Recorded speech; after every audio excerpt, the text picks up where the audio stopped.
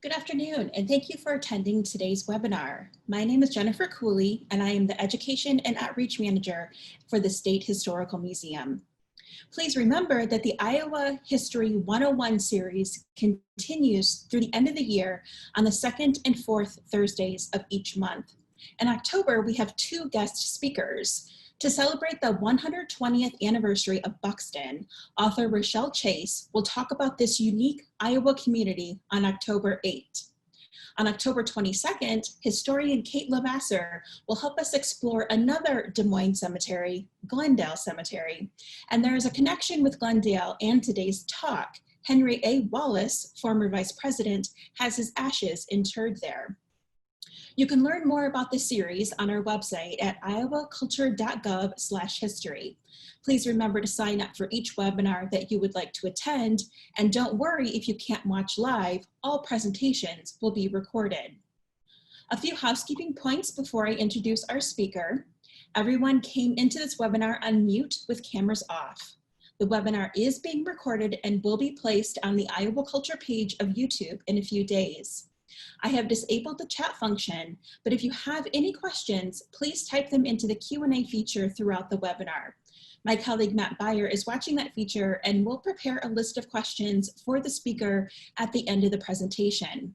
But please note, we may not be able to get to all of the questions. Now I'm happy to introduce our speaker, State Curator Leo Landis. Leo has his Bachelor's of Science in History from Iowa State University and a Master's of Arts in Historical Administration from Eastern Illinois University. He has completed all but his dissertation towards a PhD in history from Iowa State. His museum experience includes time at Living History Farms in Urbandale, Conner Prairie in Fishers, Indiana, and 8 years as curator at the Henry Ford Museum and Greenfield Village in Dearborn, Michigan. He has also worked as curator and director of education at Salisbury House in Des Moines. Now I'm very happy to turn it over to Leo to begin the webinar. Well, thanks so much, Jennifer, and want to say thanks to everybody for joining us today, and thanks to Matt Beyer too for their help, both of their help. Today we're going to talk about Iowans and the presidency, and we'll talk about candidates, but we'll also talk about a couple other stories too as we get into it. So let's get started with some of the topics. So I've got a couple of examples of political tickets from the State Historical Museum's collection. Our earliest one is the ticket for Virginia Democrats. And up until 1892 in Iowa, you used a party ticket to cast your ballot. And of course, in Iowa, when I say you, that would be men. Women aren't allowed to vote in candidate elections in Iowa until 1920. And again, this is a Virginia ballot on the left for the Democratic Party. And so this was from a ticket that would have elected Martin Van Buren to be president when the Iowa Territory was established in 1836. The middle ticket is a Republican ticket, and that is from 1860. And then the next ticket is an example from an auction house that was sold. And I'll bring up some bigger images just so you can see. So there's the Democratic ticket from 1836, showing Martin Van Buren as the candidate for president. And you would literally drop that into the ballot box as your vote. At times, there might be write-in lines, as you'll see or can see on the bottom of the 1860 ticket. Or if you didn't want to vote for one of those candidates and wanted to write in, though most people were voting straight party, even in the 19th century, you could cross out a name and put in the name of the preferred candidate for an office if you wanted to vote for someone else.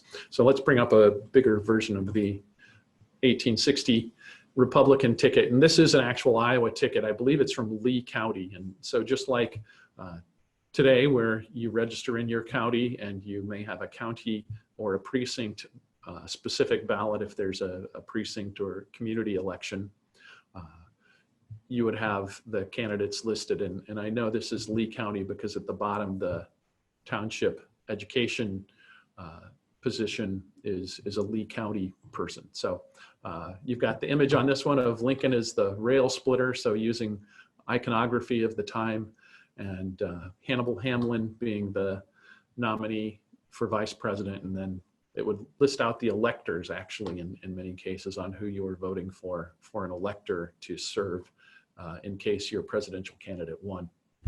And then the next ticket, the reason why I did choose, to show the 1880 greenback ticket. And if you're a philanthropic Iowan and you see one of these tickets that is from the Greenback Party of 1880, know that your state museum would love to have something like this, because this is the first ticket that an Iowan appears as the presidential candidate. There's James B. Weaver as the Greenback Party. The Greenbacks were a party formed after the Civil War as the United States went back to using hard currency. The Greenback Party united with working men and women, but mostly men, to say, we believe the government should print paper money like we're accustomed to today, but that wasn't the case, except it was based by or backed by gold and or later silver. And so the Greenback Party really was supported by farmers in many cases, and they tried to unify with urban laborers to create a party. So that's the first ticket that an Iowan has their name on as a presidential candidate. So when you hear about a party nominating a ticket, it really was a paper ticket that was used as your ballot.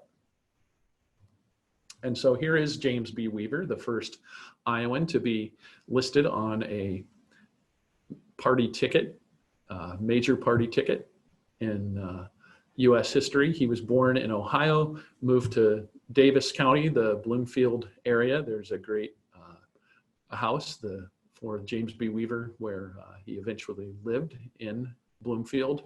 He served in the Civil War, so he was often referred to as General Weaver when he was referenced in papers. And we talked about him being the Greenback Labor Party candidate in 1880. He also ran then in 1892, so he was twice on national tickets. And in 1892, he received more than 20 electoral votes. And so we're not sure, this is a great broadside there for a poster for Weaver. That could be an 1890-92 poster for his campaign for the Populist Party or the People's Party. The other term, if I fall into saying Populist Party, that was a common name for the People's Party. And so a speaking engagement, we're using this in our Iowa 101 Mobile Museum, but it's out of our Iowa City collection that Mary Bennett, my colleague there, let me know about this poster. So he does get actual electoral votes in the 1892 campaign as the People's Party candidate. And the other interesting thing, I talked about tickets being around until the 1890s. 1892 is actually the first year that Iowa has a secret ballot, where you actually had a ballot. So newspapers were printing what the ballot looked like for male voters and explaining how to vote for a straight party ticket or to vote for individual candidates. And you might note that there was some confusion on this new ballot. And so the first line on that instructions for voters, which should probably say instruction for men, in view of the fact that the new election law has already proved the source of a considerable amount of trouble to the officials whose duty it is to prepare the ballots, and in view of the fact that but few thoroughly understand the provisions of the law, we have decided to publish the following instructions to voters. And then it goes on to explain how to either vote on this new type of ballot for individual candidates or to vote a straight party ticket. And so if you wanted to vote that straight party ticket, you'd put an X in the circle next to the party name. And you will note that Iowa had 4 parties on the 1892 ballot. You've got the Republican ticket, the Democratic ticket, the People's Party, the Populist Party with James B. Weaver as the nominee, and then the Prohibition Party had a candidate as well. So just as a small point of information, that Iowa had its first official state ballot, though published locally in 1892, the year that James Weaver was running as the People's Party candidate. The next person, we'll jump back in time because he actually makes his first effort in 1888 is Iowa Congressman and then Senator William Boyd Allison. He served out of Dubuque, but the Butler County seat of the town of Allison is named in his honor. He ran and sought the Republican Party nomination both in 1888 and in 1896. In that 1888 campaign, the Republican convention had 8 total ballots to select their nominee that year. He was usually in the top 5, and he made it through 7 of the 8 ballots on the last ballot that nominated Benjamin Harrison. He did not get any votes on that 8th ballot. Harrison got the nomination. And he also, you can see the example from the museum collections that we have a number of items connected to his presidential campaign. So there's a Allison, Iowa Club ribbon and medal with William Boyd Allison for president. So the campaigning material with buttons, those go back to the late 1880s, predate that just a little bit, but a nice example in our collection from the museum.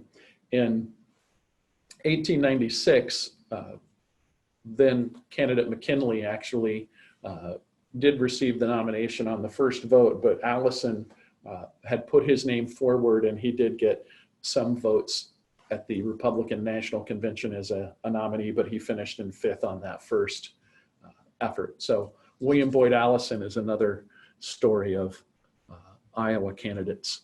And the first, in Weaver's case, he had been a Republican, left the Republican Party to join the Greenback Party, and so really was never a Republican again. William Boyd Allison, of course, is the dominant Republican Party of Iowa, and Iowans were prominent in the Republican Party of the early 19th, or the mid 19th, I should say, and late 19th into the 20th century. The next candidate we'll talk about is another one-time Republican who then joins the Democratic Party, and his name is Horace Boys. He was born in New York State, lived in Black Hawk County, came out of Waterloo, and if you want to watch the Iowa 101 talk on Prohibition, we talk about this. One of the platforms of the Iowa Republican Party was to create statewide prohibition, and Boys believed in local option, and so loved that the Library of Congress has a cartoon done by a Washington. He was prominent enough that a Washington, D.C. cartoonist who was discussing the issue of saloons and prohibition in Iowa, did that fun little caricature of Boys as the walking stein of beer there. And so that was his issue, was not that he was a proponent of alcohol, he just believed in the local option. And by 1880, the Iowa Republican Party had gone to a plank of statewide prohibition. So he leaves the Republican Party. He was well liked enough that he actually is elected governor of Iowa in 1890 as a Democrat. He serves 2 terms, and at that time the term was only 2 years. And he becomes prominent enough nationally that he is considered as a candidate in 1892. And actually, I think the gubernatorial election at that time was in the off year, would have been an 1889 election. So he takes office in 1890, but even in 1892, he was in office as governor. And that was an election where Benjamin Harrison had defeated the incumbent Cleveland in 1888. And so in 1892, the Democrats are trying to select a new candidate, and the person they select it's an open seat essentially. And so former President Cleveland is campaigning for that seat, but Boys is also putting his name out there in 1892.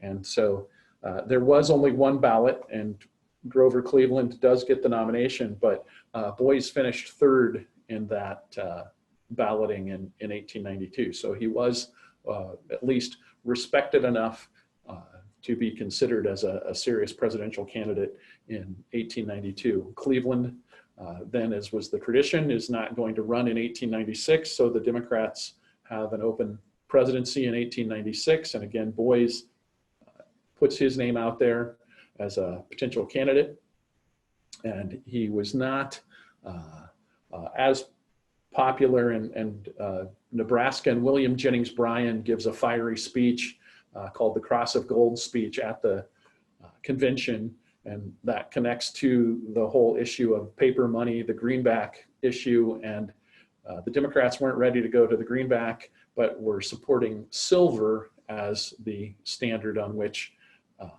the U.S. currency should be based. And candidate Bryan gives a speech saying, "You will not crucify me on your cross of gold," and that energizes the Democrats for Bryan, and so Bryan gets the nomination in 1896 as opposed to Boys. And so that is the end of Boys's presidential aspirations. The next story is one that's not as well known. It's one that we discovered or learned about a few years ago. It might have been 2015 and 16 as the Iowa caucuses were taking place. And the first major candidate as an African-American, though Frederick Douglass actually did get considered at times as a Republican potential candidate, but never appeared, at least as a nominee.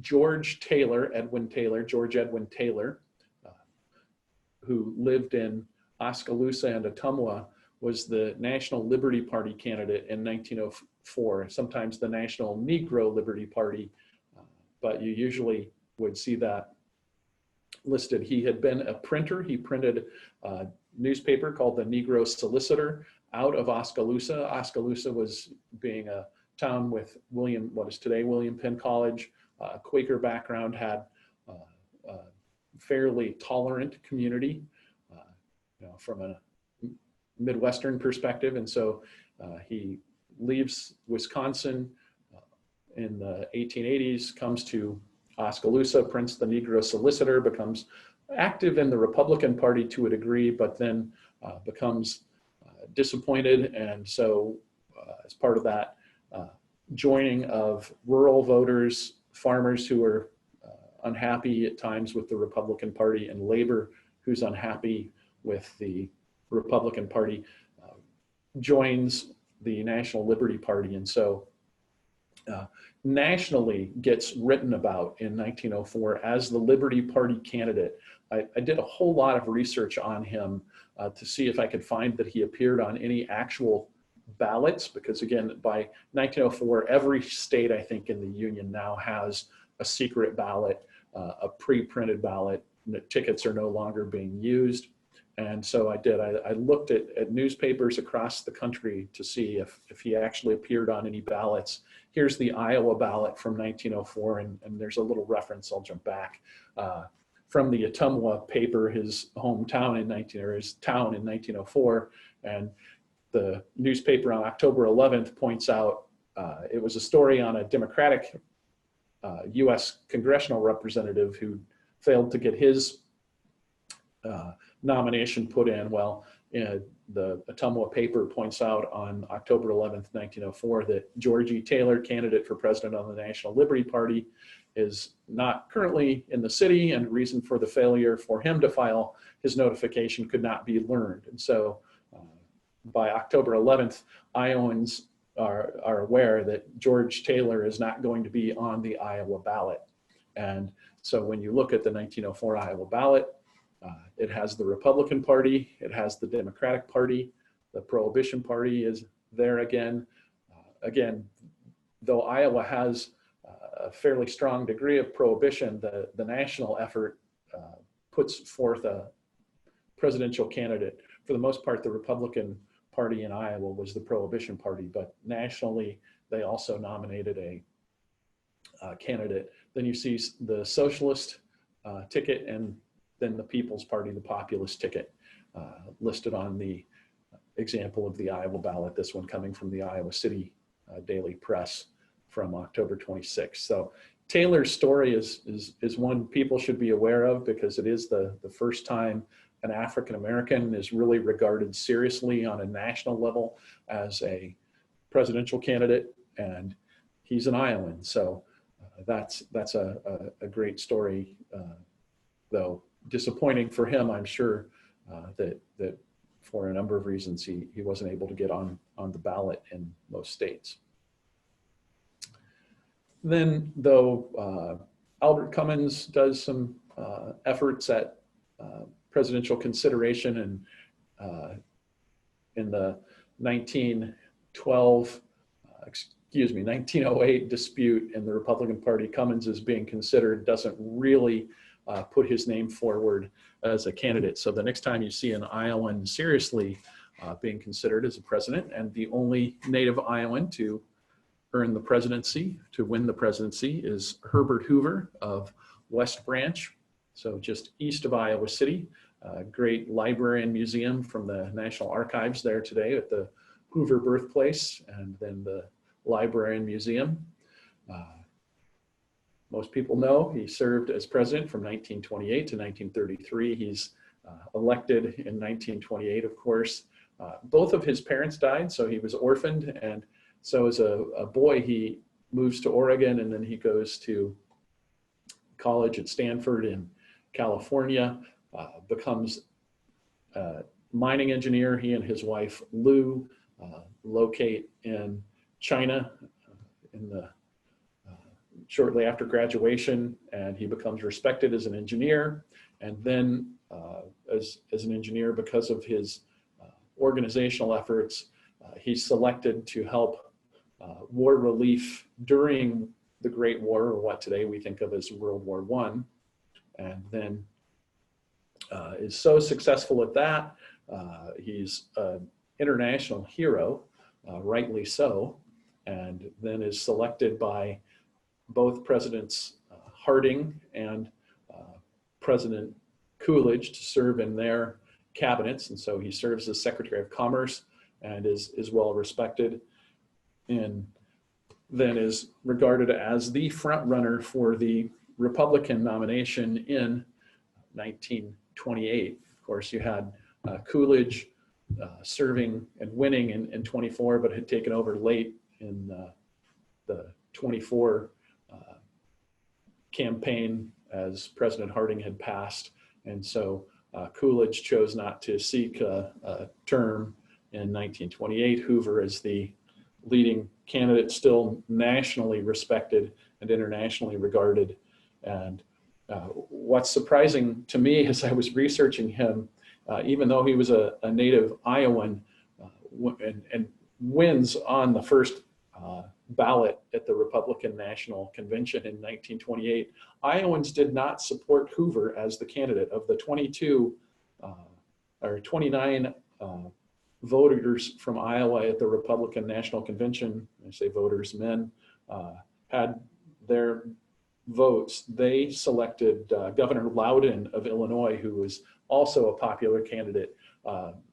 Hoover was viewed as not quite conservative enough for Iowa Republicans, so he does not get the majority of votes from Iowa Republicans at the National Convention. He only gets 7 of the 29. So I thought that was interesting that Iowans did not support him. I didn't look at the 32 campaign. I'm sure it was likely unanimous in 32 for his renomination. But he wins the election in 28 against Al Smith, the former governor of New York. Big issue on prohibition again in 1928 on a national level. There's concern, though prohibition is in effect, that Al Smith, as a Catholic, was going to be loosening the restrictions and advocating for an end to prohibition.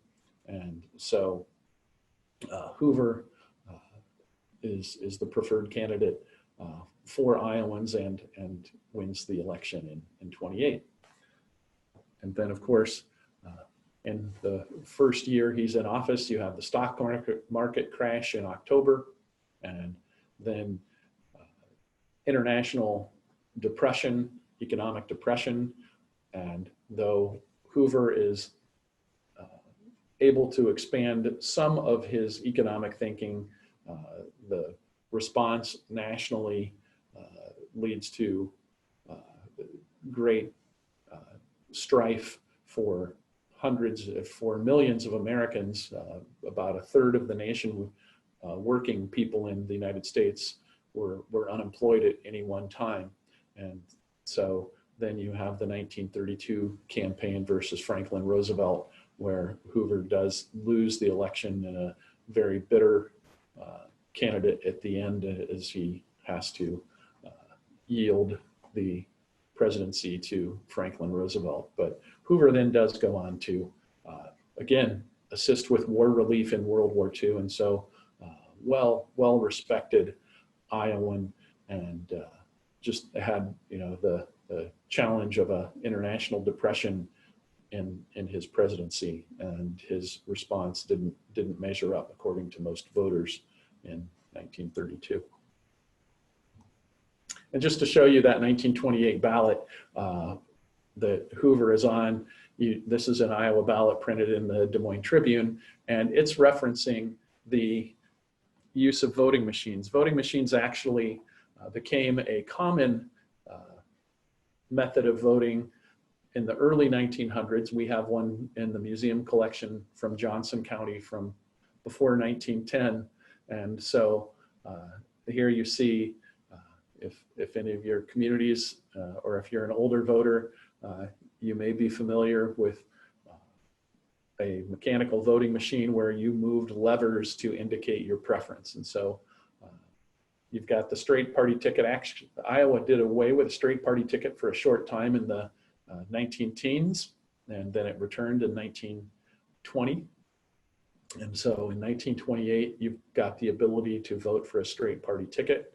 And the ballot includes Republican, Democratic, farmer, laborer, socialist labor, workers, and then if you wanted to do write-in for an independent or put an independent vote in the legislative side, or on a county ballot, you could vote for the independent. So there's no national nominee for president in the independent category, only in the legislature and in a county office in 1928. And as I was looking for my Hoover ballot from 1928, the example of the Hoover ballot in 1928, came across this fun cartoon and photograph that was in the Des Moines Tribune of November 5th, as the election is nearing, and showing you how to use a voting machine. And I'm sure it was directed at women for the most part, since women had not been voting until 1920 in Iowa. But at least to the Tribune's credit, they do show men showing some reflection and maybe confusion on how to use a voting machine. So the first photo on or first cartoon on the left is saying, pull levers down and leave them down. To raise them cancels vote. And then the illustration of the gentleman says, don't pull party lever if you wish to split ticket. And then study the sample ballot before entering machine to familiarize self with position of candidates. And then showing the flapper woman talking to an election official, saying, don't hesitate to ask for assistance from election officials if you don't understand machine. And then there was a fairly significant, and it did win, issue on Iowa transportation and highways on the ballot. So saying, don't forget to vote on the yellow road bond strip above the party ticket. So there was a state issue across the board on highway legislation in Iowa. And then the last little comment of cartoon says, the first line of each ticket is the party lever. So talking about that straight ticket voting. And then the photograph says, for the benefit of those to whom the operation of the voting machine will be a new experience, the artist has sketched above a few tips for the voter in its use. Alma Shaver is seen above as she studied the intricacies of the machine preparatory for her first vote Tuesday. So again, the Tribune, the afternoon paper is slightly non-sexist and depicting men and women both maybe being confused by a voting machine, but using a woman voter who, on the presidential side, this would be the third time women could vote for president in the state of Iowa. And another non-presidential story, or a non-presidential story, but connected to the presidency, is the story of George Gallup. And so I wanted to reference him as we talked about Iowans in the presidency.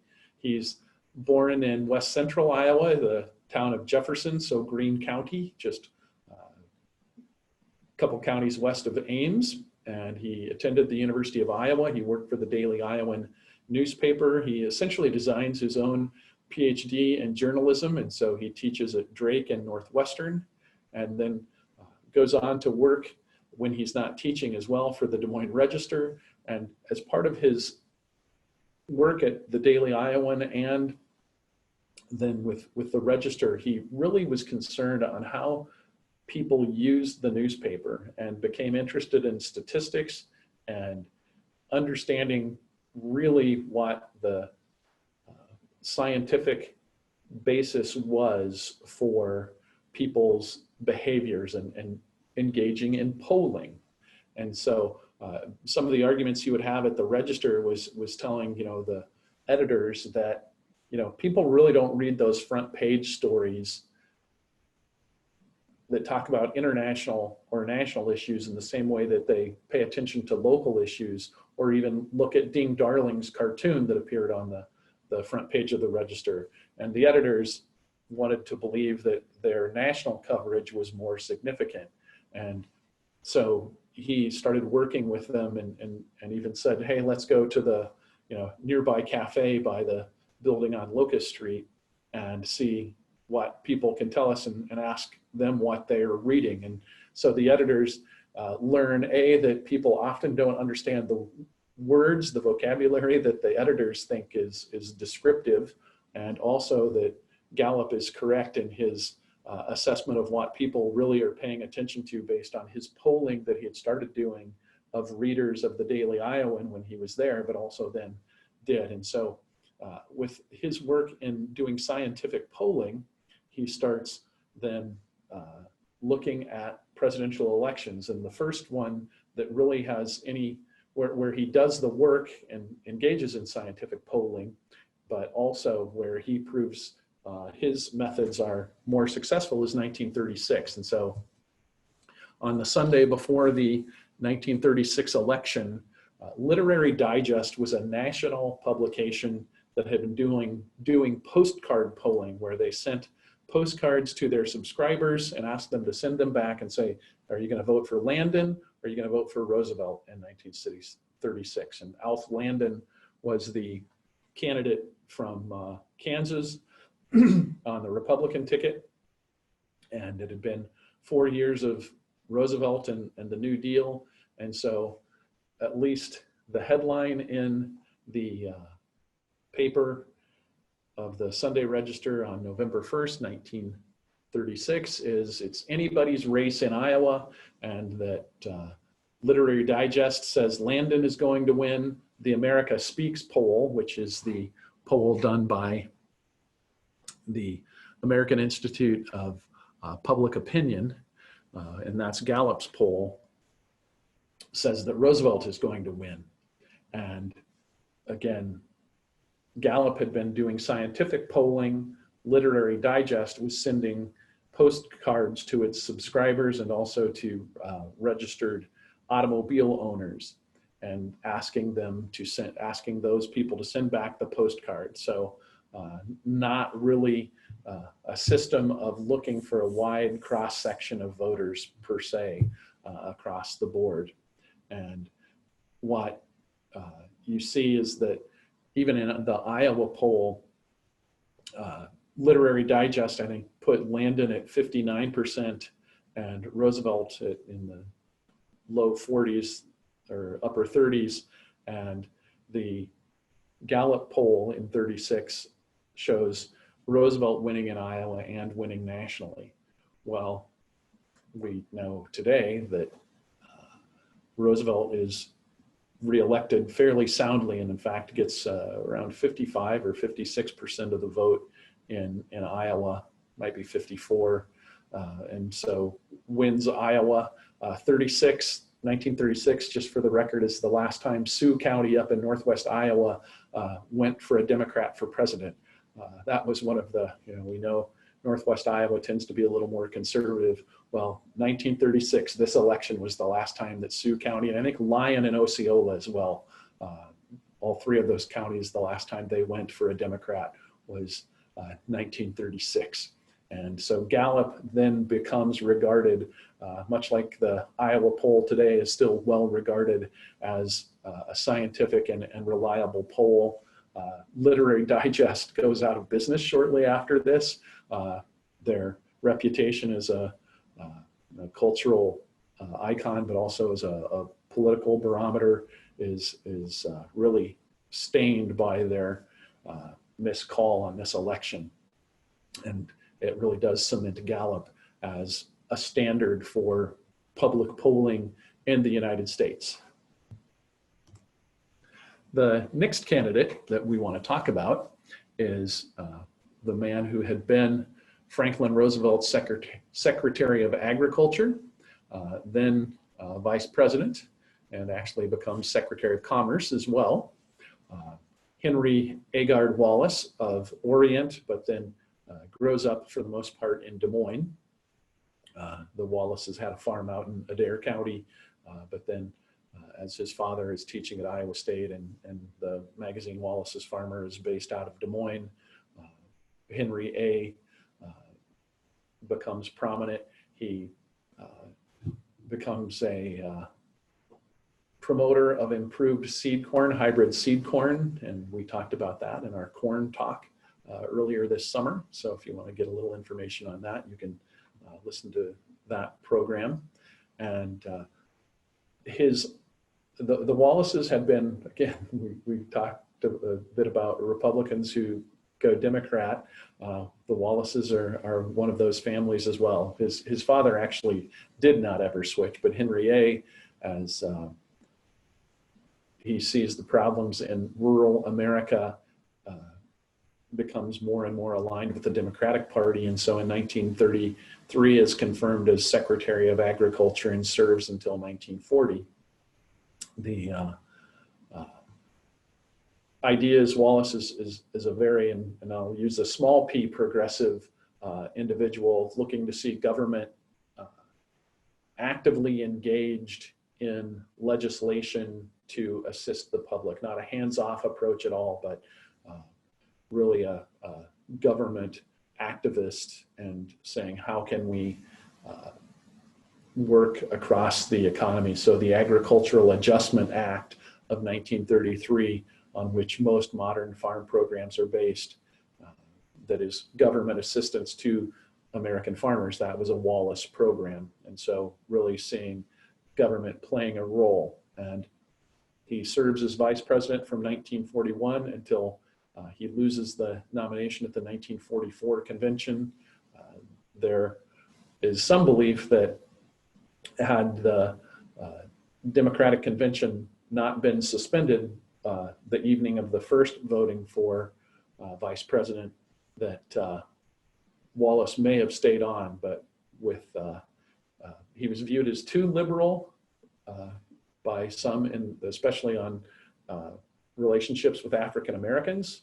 And the Democratic Party was, though Roosevelt was sympathetic as a Northerner, and so was Wallace as an Iowan, Roosevelt out of New York. Southern Democrats, who were the dominant wing, were worried about Wallace, and so wanted to keep a Midwesterner on the ticket, but put forward Harry S. Truman as the and supported Truman as a Missourian as the vice presidential nominee. And so Wallace loses his spot on the ticket, and then is named Secretary of Commerce, though is forced out of that position in 1946. And so as he has split with the party in the 1946, then becomes the 1948 Progressive Party presidential nominee. Nice shot from our, I think this actually is a photograph from Oskaloosa. It's either Oskaloosa or Mount Pleasant from our State Historical Society of Iowa collection. That's Wallace, of course, in the center with his back against the tree at a campaign event for the Progressive Party in 1947 or 1948. So here's the 1948 ticket, and you can see it's a pretty expansive ticket using the ballot. It actually ran across a second page on the Iowa City Press Citizens newspaper. So on one page was the Republican Democratic ticket. It's, as you see on the merged image, and then the next page of the paper was the Socialist Labor Party, the Prohibition Party, the Socialist Party, the Progressive Party, the Socialist Workers Party, and the Independent listing as well, where there were some candidates down ballot. And you'll note on the Progressive Party, Wallace had moved from Iowa to New York. So Henry A. Wallace is listed as a New Yorker on the Progressive Party ticket, but of course we think of him as an Iowan. So that's really the last time an Iowan was on a major ticket. And Wallace does not do well. This, of course, is the campaign of Thomas Dewey being the Republican nominee, Harry S. Truman getting the nomination as the the Democratic candidate. And there's the idea that Truman is not going to have a chance in this election on the national level, but rejuvenates his campaign with his whistle stop tour that starts in Dallas County and then goes across the country. And so it's the famous, Dewey defeats Truman headline from, I think it's the Chicago paper, maybe the Tribune, that is the error on that case, but that's the election. It really is a Truman-Dewey race. I think Wallace gets maybe 4% of the vote nationally in this case. So he really did get targeted as too sympathetic to the Soviet Union, and there was some justification in that, but Wallace really did, I think, come around to seeing the evils of Stalinism as well. So that's our last national campaign where an Iowan is a prominent candidate on a ticket. But that's not the end of our story today. Want to give credit to Mary Louise Smith for her role in presidential politics. She was born in Eddyville, so down in Wapello County, and then lived in Eagle Grove, so north central Iowa after the war, had moved there with her husband, who was a medical doctor. And she's the first woman to chair the Republican National Committee. So really played an important role in Republican politics in Iowa in the 1960s and 70s, and nationally beginning in the 1970s following Watergate. And then is a ardent supporter of George Herbert Walker Bush and what would be considered a moderate wing at the time of the Republican Party. Always supported the Republican nominees through the 80s.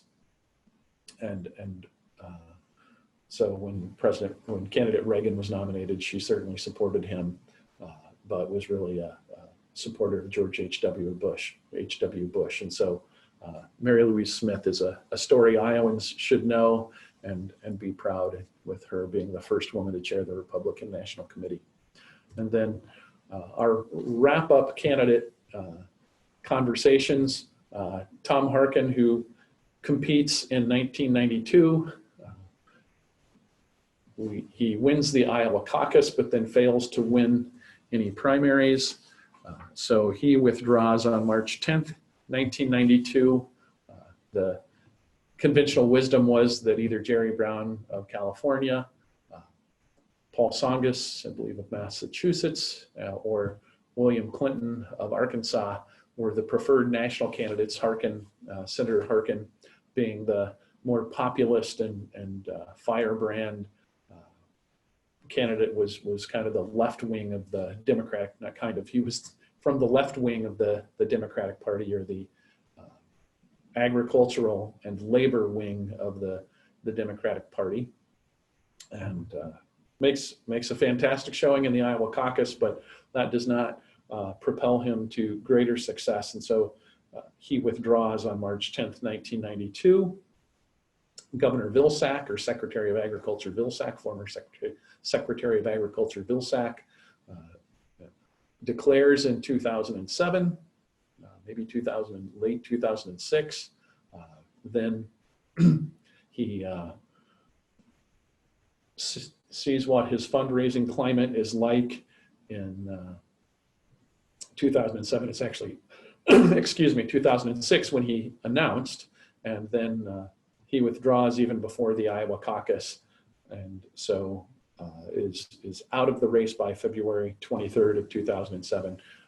Senator Harkin, of course, being from Warren County, Iowa, Governor Vilsack, Secretary Vilsack, had come to Mount Pleasant with his wife Christy, and so was out of Henry County, and then sometimes forgotten, but a Waterloo native and former representative from Minnesota, Michelle Bachmann, made a strong showing in 2011 by winning the Iowa straw poll at Hilton Coliseum in 2011, and really is viewed as a serious candidate through 2011.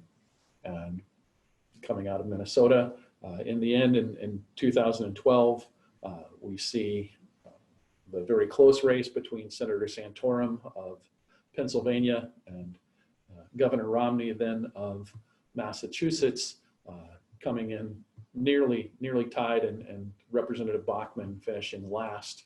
I think she finished fifth anyway. And so she withdrew shortly after the Iowa caucuses on January 4th, 2012. And again, with Senator Santorum and Governor Romney then becoming the two primary candidates out of the Iowa caucus and going forward into the national campaign. Just want to talk a minute or two before I go to the wrap-up slide that, I hope you are all registered. October 24th is your deadline to register to vote in the presidential election this year.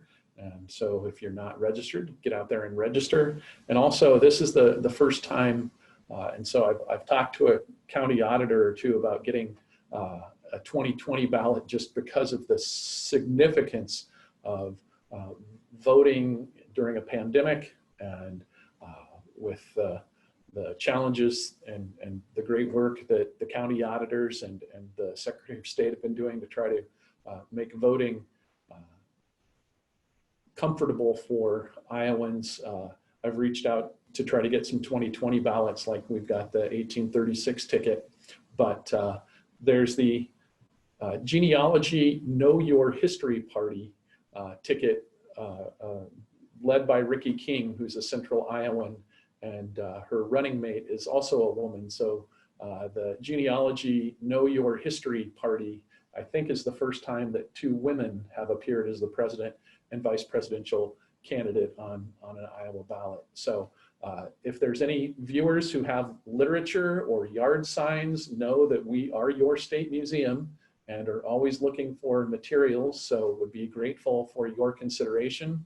And with that, I'll wrap up. I'll give a shout out to saying, would just strongly encourage you to sign up for Rochelle Chase's Buxton Talk. She uses some of our resources and research she's done, but it's going to be a fantastic program on October 8th. So make sure to sign up for that one. And if you do need to reach out to me, feel free to do so.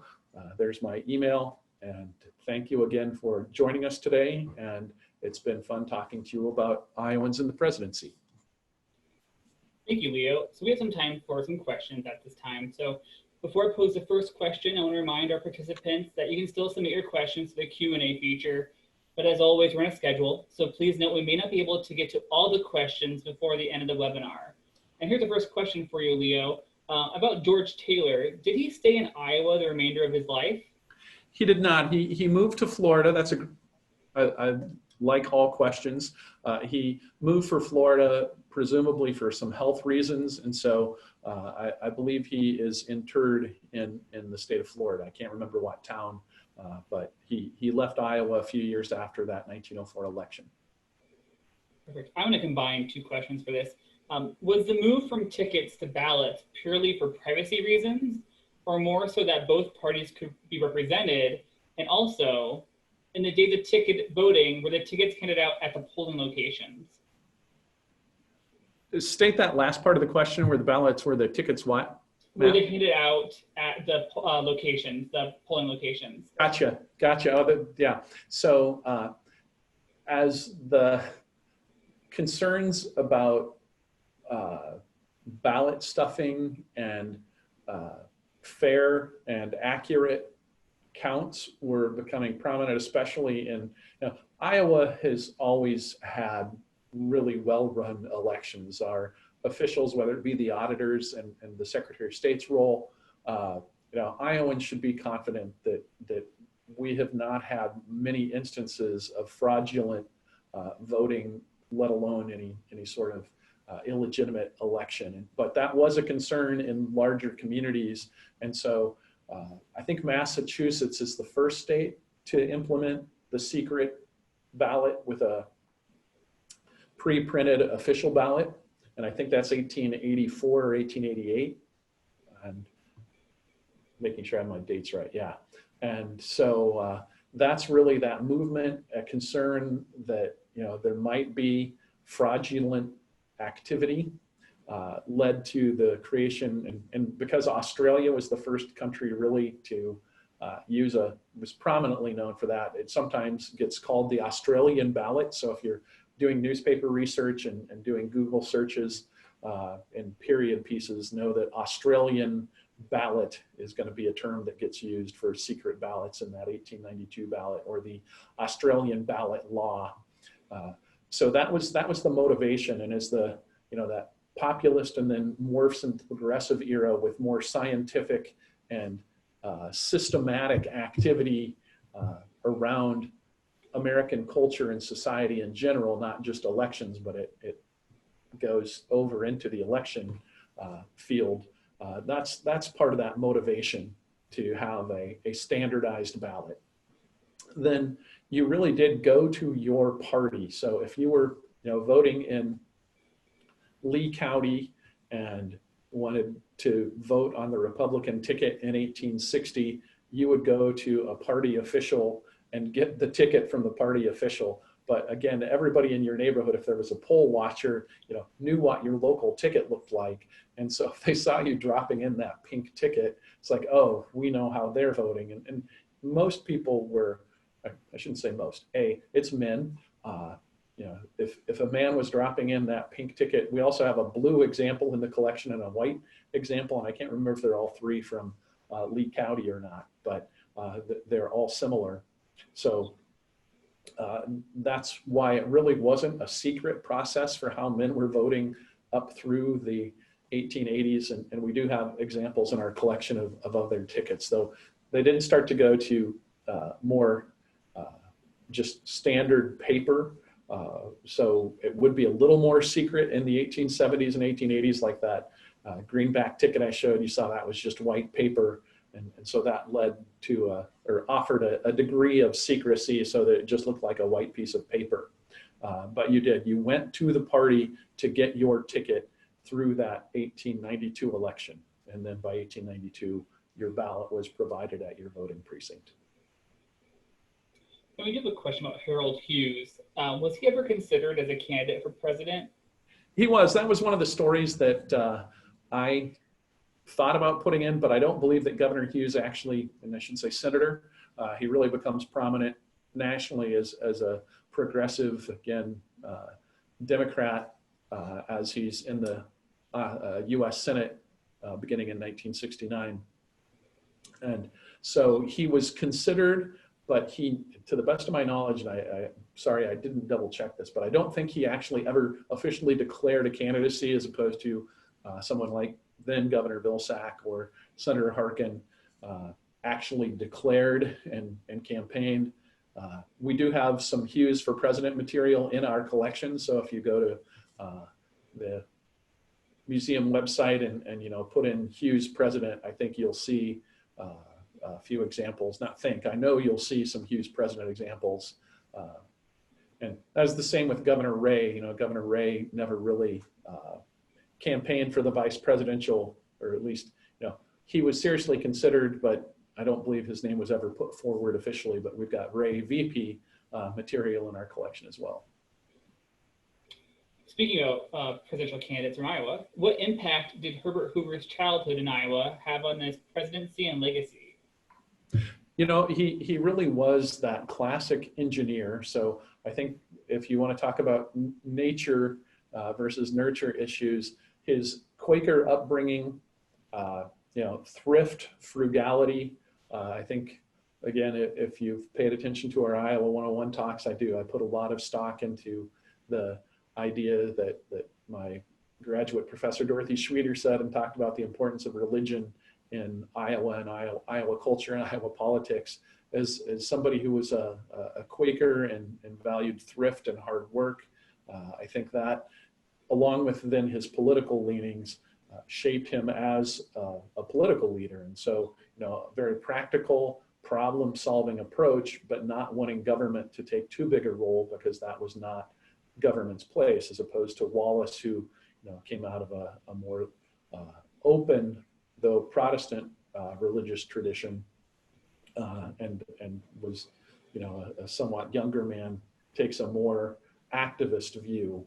And so each of their backgrounds, I think they make a nice contrast to very important people in US history, both Iowans at the same time. And so that contrast in their upbringings is reflected in their political actions. And this will be your last question for today.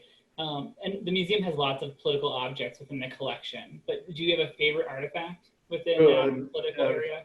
You know, I've got a couple of favorites. If you want to talk about more contemporary things, my predecessor, Jack Lufkin, was able to get 2 sheets of drywall from the 2008 Obama presidential campaign that have American Gothic and the Obama for America symbol on it. And so those are some great artifacts that a predecessor acquired, and I'm glad Jack did that. And we've talked about how to find a way to exhibit, because they're 4-foot by 8-foot sheets of drywall.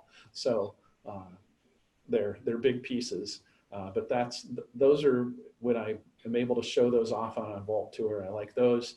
And then you know, on the Republican side, wish we had some better Hoover material. We have a campaign that was a license plate for candidate Hoover or President Hoover from 28 or 32, and so that's a fun piece within Iowa, you know, candidate connection. So those are a couple of favorites, but we always are interested in hearing about collections connected to Iowa and presidential campaigns. With that question, thank you, Leo. That's all the time we have for today's webinar. I know I always say this every time we get together, but it's been a very informative lunch. Also, thank you to everyone joining us today. We hope everyone will sign up for the October Iowa History 101's webinar.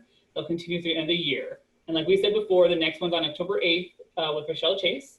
There are many great stories from Iowa's past to tell in the upcoming months. For more information and to register for future webinars in this series, check out our website at iowaculture.gov/history. This webinar and past presentations are available on our website as well. And while you're there, you can look into some of our other fantastic digital programs, such as the Goldie's Kids Club activities for young historians, or watch video recordings of this Iowa Story series, which is hosted by our Iowa City branch. Thank you all again for joining us today, and have a great afternoon. We look forward to virtually seeing you all again here on October 8th. Thank you.